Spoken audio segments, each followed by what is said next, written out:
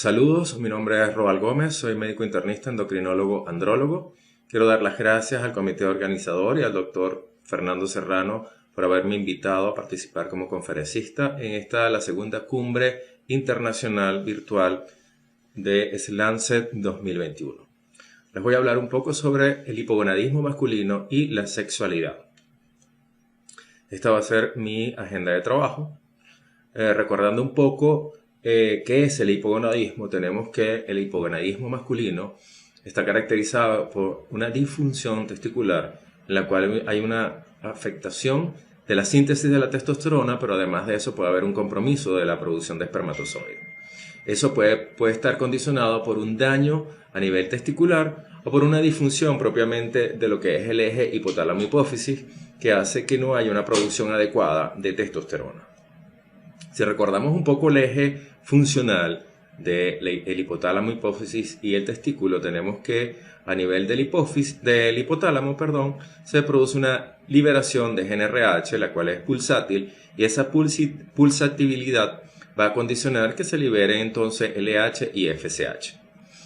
condicionando un mayor pulso de LH sobre los pulsos de FSH, y eso permite que exista una estimulación sobre las células de Leydig para la producción de testosterona, y además de eso la estimulación de la FSH va a condicionar una maduración de la espermatogénesis.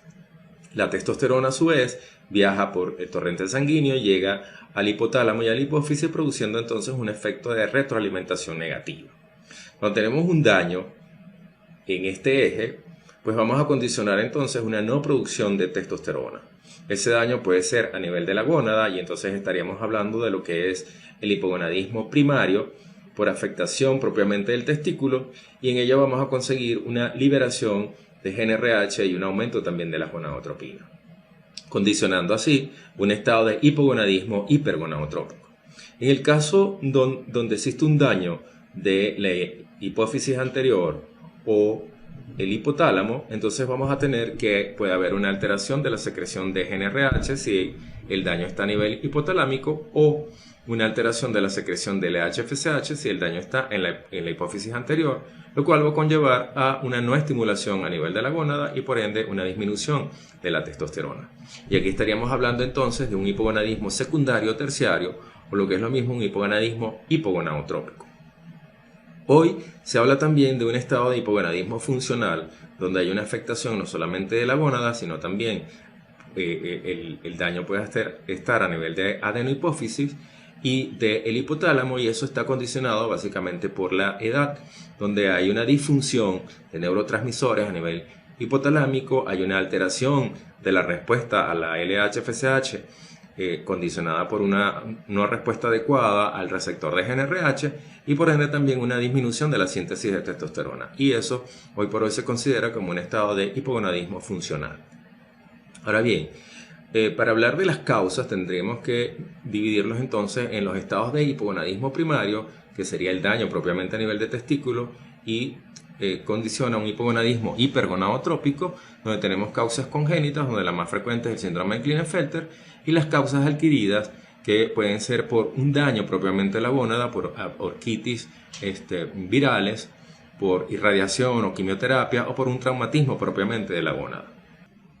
En el caso del hipogonadismo hipogonadotrópico, donde puede haber una afectación, bien sea a nivel de la adenohipófisis o del hipotálamo, tenemos entonces que las causas congénitas pueden ser el síndrome de Kallmann, que es, digamos, la forma clásica de hipogonadismo a nivel hipotalámico, y causas adquiridas como alteración a nivel propiamente de la hipófisis, de la cual la más importante es la hiperprolactinemia por un adenoma hipofisario, o pudieran ser también algunas otras consideraciones como enfermedades crónicas como la diabetes mellitus, algunos medicamentos, y también los trastornos metabólicos como la obesidad o la anorexia nerviosa, que pueden producir también alteraciones a nivel del tallo. Pero bien es cierto que en el individuo de tercera edad hay una disminución progresiva de la secreción de testosterona, y así tenemos entonces en el estudio longitudinal de Baltimore, donde se demostró que en hombres sanos mayores de 30 años, pues va disminuyendo progresivamente la secreción de testosterona, donde vemos como hay una caída de testosterona total de 0.1 a 0.4% por año, el cual puede aumentar después de los 50 años hasta 1% por año, y la testosterona libre decrece entre 1 y 2% por año. Tenemos así entonces donde que a medida que va subiendo las décadas de la vida, pues hay una mayor incidencia de hipogonadismo condicionado por una disminución de la testosterona y una disminución también del índice de testosterona libre. Y eso pues básicamente lo vemos en este gráfico, donde hay una caída progresiva a medida que va aumentando la edad de la secreción y de la testosterona total y también de la testosterona libre. Si analizamos un poco este gráfico, vemos cómo a medida que vamos aumentando en edad, pues tenemos que la testosterona total va disminuyendo progresivamente y vemos que la caída empieza básicamente después de los 50 años, pero no solamente disminuye la testosterona total, sino que además de eso tenemos que hay un aumento de la proteína transportadora de esteroides sexuales y eso hace entonces que la testosterona libre pues también vaya cayendo a medida que aumentamos en los años. Si comparamos un poco el ritmo circadiano de un individuo joven con un individuo de tercera edad, pues vemos que en el individuo joven las concentraciones de testosterona son mucho más altas, pero no solamente eso, sino también que se mantiene el ritmo circadiano adecuado de secreción de testosterona, donde hay un aumento de la secreción de testosterona en la mañana y una disminución de la misma, pero sin embargo se mantiene dentro de un rango normal. En el paciente de mayor edad, vemos como ese pico de secreción matutina pues desaparece, se mantiene más bien un nadir completo en todo el día y las concentraciones de testosterona pues obviamente son mucho menores en estos individuos que en los pacientes jóvenes. Ahora bien, ¿qué función cumple la testosterona dentro de la función sexual del individuo? Pues tenemos que dentro de toda la sintomatología que vemos dentro de un paciente que cursa con un estado de hipogonadismo, bien sea hipogonadotrópico o hipergonadotrópico, tenemos que esto está asociado con una disminución de los caracteres sexuales secundarios, pérdida del vello corporal, disminución del volumen testicular, puede haber anemia, puede haber osteoporosis, ginecomastia,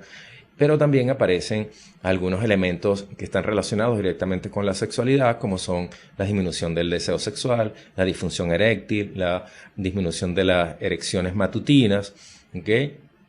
Y todo lo que corresponde al apetito sexual. Así tenemos entonces que en este estudio que fue publicado hace una década, pero que es un estudio bien emblemático en relación a concentración de testosterona y la sintomatología que puede presentar un paciente, pues vemos cómo los síntomas sexuales tienen una repercusión importante en la concentración de testosterona. Vemos cómo a medida que va descendiendo y en donde se hace la caída del umbral de testosterona, en el caso, por ejemplo, de las erecciones matutinas, vemos cómo la concentración de testosterona en la sangre de 11 nanomoles por litro marca la pauta de la caída de la presencia de este síntoma. Si analizamos la disfunción eréctil, pues vemos cómo el punto de corte básicamente está en 8.5 nanomoles por litro y si analizamos entonces la libido y los deseos sexuales y los pensamientos sexuales, vemos cómo la testosterona cae a un nivel de 8 nanomoles por litro. En el caso de la testosterona libre, pues vemos cómo las erecciones matutinas,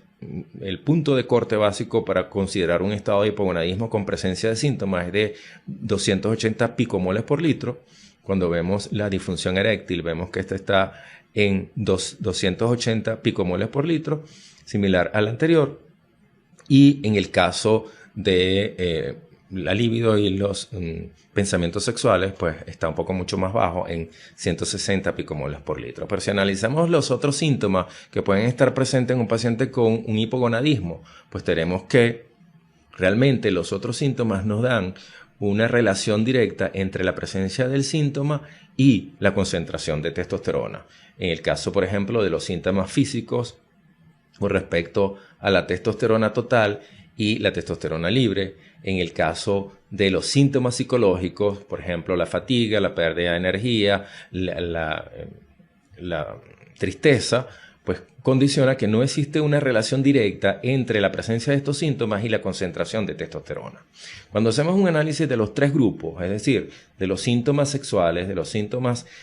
físicos y de los síntomas psicológicos, vemos que realmente los que marcan la pauta para considerar un estado de hipogonadismo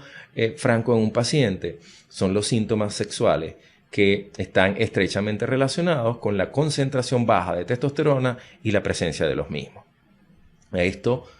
tenemos entonces que para hacer el diagnóstico de hipogonadismo deberían existir básicamente dos elementos importantes. Uno, la presencia de síntomas, y dos, la concentración de testosterona. Así tenemos entonces que un paciente que sospechamos por los síntomas que presenta en un hipogonadismo verdadero, pues en ese paciente deberíamos primero identificar si tiene alguna comorbilidad presente que pueda estar asociado al mismo, o esté tomando algún tipo de medicamentos, y medir la concentración de testosterona en la mañana. Ya vimos cómo existe un pico importante de secreción en la mañana, y eso es lo que vamos a tratar de medir a esa hora. Si la concentración de testosterona está por encima de 12 nanomoles por litro, es muy poco probable que eso sea un hipogonadismo, y si presenta síntomas, pues hay que buscar otra condición. En el caso de que el paciente tenga una concentración por debajo de 8, lo ideal es medir una nueva concentración de testosterona y corroborar que realmente eso es así. Y si esa está disminuida, entonces determinar los valores de LH. Si los valores de LH están elevados, se considera como un hipogonadismo primario, es decir, un hipogonadismo a nivel de testículo. Si los valores están bajos, entonces estamos hablando de un hipogonadismo secundario a nivel hipotalámico hipofisario. En el caso de la concentración de testosterona esté entre 8 y 12, es lo que se considera como la zona gris, y a este nivel es un poco difícil hacer el diagnóstico de un hipogonadismo. Es importante determinar bien los síntomas, hacer en algunos pacientes testosterona libre y proteína transportadora de esteroides sexuales para definir bien el cuadro de hipogonadismo.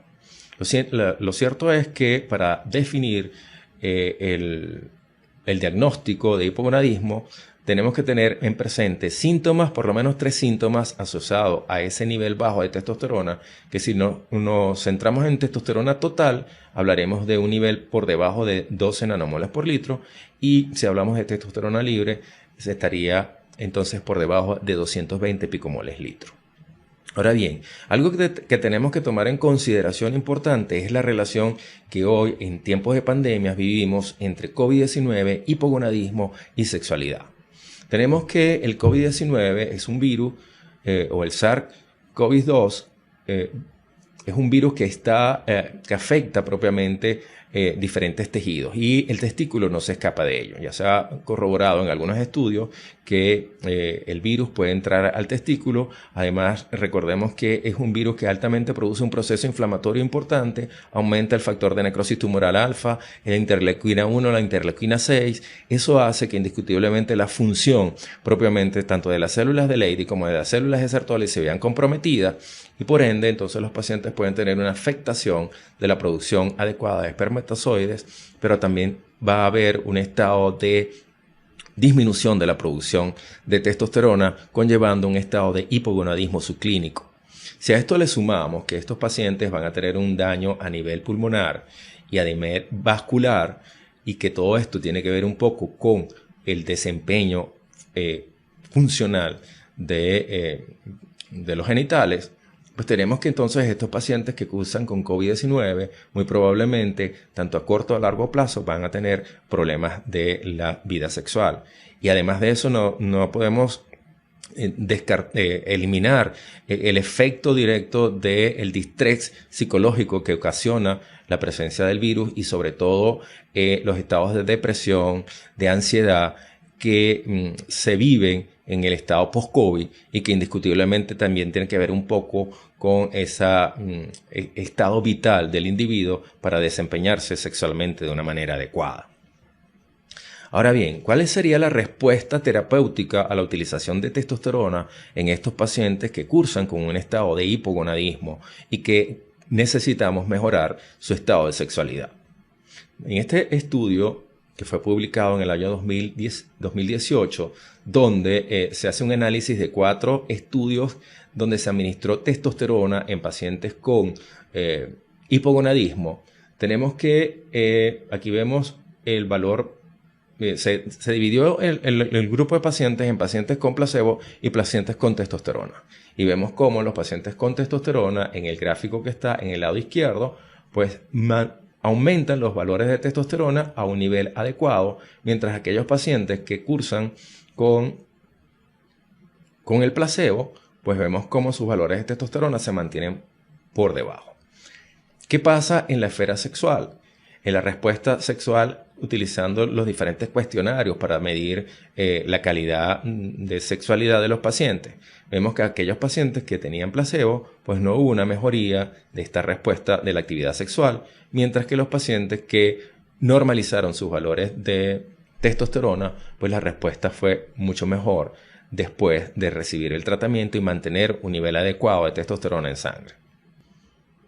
En este estudio, es un metaanálisis presentado en el año 2016 por Corona, y aquí se hace un análisis de todos los estudios hasta ahora de pacientes con hipogonadismo, donde se corroboró el estado de hipogonadismo y recibieron tratamiento con testosterona.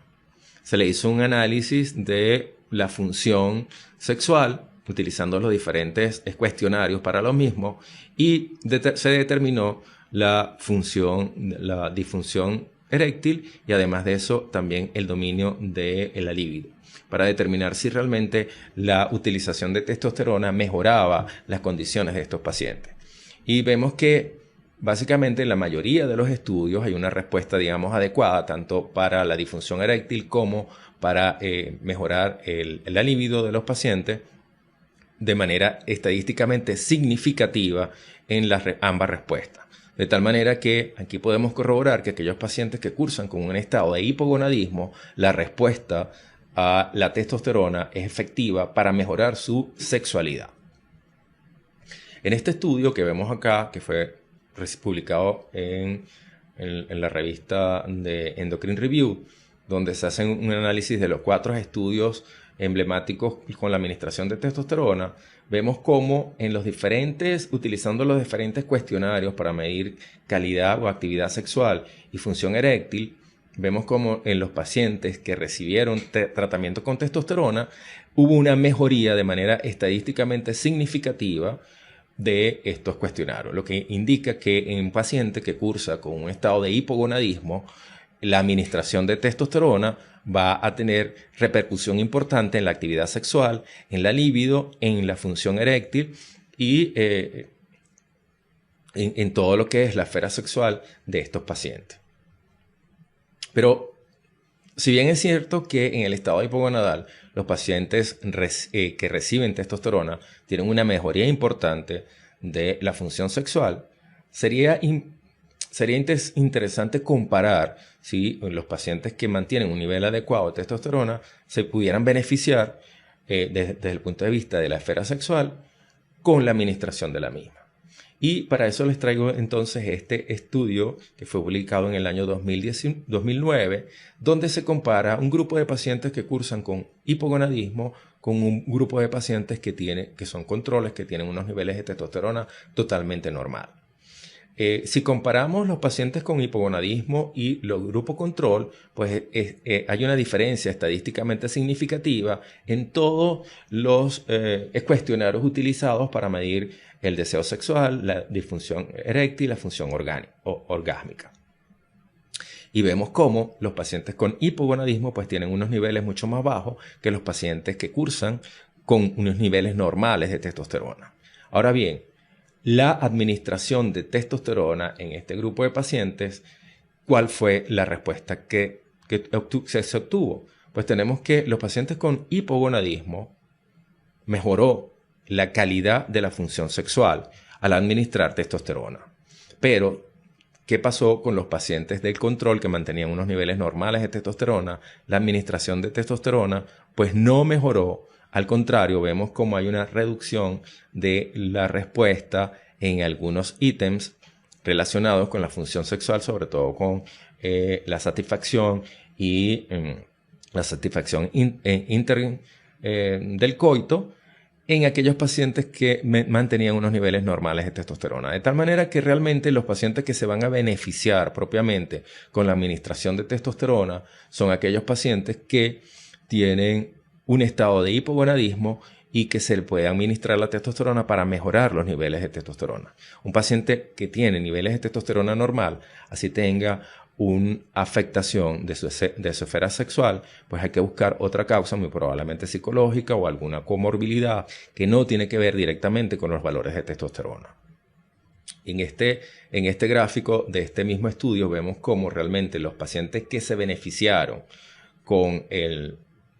la administración de testosterona son los del grupo 1, que son propiamente los pacientes con hipogonadismo comparados con los pacientes normales. Y realmente vemos acá el grupo 3 y el grupo 4, que son las parejas de estos grupos que recibieron tratamiento. Y vemos que realmente los que tienen una mejor respuesta o mejor calidad de la respuesta a los diferentes cuestionarios son los pacientes con hipogonadismo que recibieron tratamiento con la testosterona. En conclusión, podemos decir que el hipogonadismo masculino es una condición clínica que afecta el desempeño sexual. Dos valores bajos de testosterona y manifestaciones clínicas hacen el diagnóstico de esta entidad. La concentración de testosterona influye directamente en las manifestaciones clínicas de la esfera sexual que presenta el paciente con un hipogonadismo verdadero. El COVID-19 actúa de manera multifactorial afectando la función sexual del individuo y el paciente con hipogonadismo verdadero, la terapia con testosterona indiscutiblemente va a repercutir y mejorar la función sexual. Muchas gracias.